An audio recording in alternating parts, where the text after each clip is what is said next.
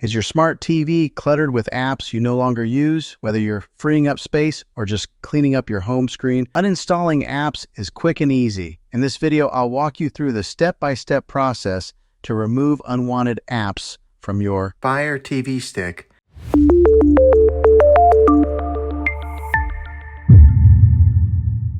First, turn on your smart TV and grab your remote. Now, navigate to the Apps or Applications section of your TV. Depending on the year of your TV, this might be found under Settings or directly on the home screen. Step 2. Select the app you want to uninstall. Once you're in the Apps section, scroll through the list and find the app you want to remove. Highlight it using your remote. Step 3. Uninstall the app. Now select the app and look for the Uninstall or Remove option. On most smart TVs, you can do this by pressing and holding the OK or Enter button on your remote. A menu should pop up with the option to delete or uninstall the app. Confirm your choice and the app will be removed from your TV.